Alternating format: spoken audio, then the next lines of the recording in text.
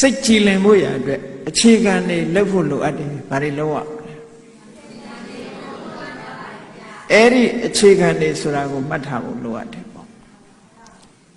နံပါတ်1စိတ်ကြည်လင်ဖို့ကြိုးစားမယ်ဆိုလို့ရှိရင်ဟိရိဩတ္တပဆိုတဲ့တရားကိုရှုစွာတည်ဆောက်ကိုယ့်ရဲ့စိတ်ထဲနှလုံးထဲမှာဟိရိနဲ့ဩတ္တပဟိရိဆိုတာမဟုတ်တာလောက်ရမှာရှက်တယ်အဲ့ဒါကိုပြောတာနော်ရှက်တယ်ဆိုတာလူတွေမှာလူကြတဲ့စကားပြောရမှာရှက်တာတို့ဘုသွားရှက်ဒါမျိုးတွေပြောတာမဟုတ်ဘူးမဟုတ်တာလောက်ရမှာရှက်တယ်မဟုတ်တာပြောရမှာရှက်တယ်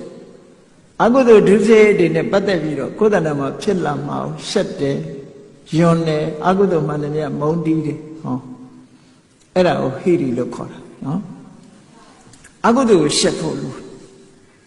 မရှက်ဘူးဆိုလို့ရှိရင်လုံနေတဲ့ပုဂ္ဂိုလ်အကုသိုလ်လုပ်ပြီးဆိုလို့ရှိရင်ဒါမရှက်လို့လုပ်တာလို့ပဲပြောအောင်လူတွေကအဲ့ဒါကိုအဲ့ဒါလောက်ထိအောင်မသိကြတော့လူကြားထဲမှာဟိုဟာဒီဟာလုပ်ရင်အရှက်မရှိလိုက်တာနဲ့ပြောကြတယ်နော်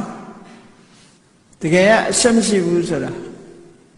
ကာဒုစရိုက်ဝစီဒုစရိုက်မနောဒုစရိုက်ကောသနာမှာဖြစ်ခွင့်ပေးထားရင်အရှက်မရှိဘူးလို့ပဲပြောအောင်ပါပဲ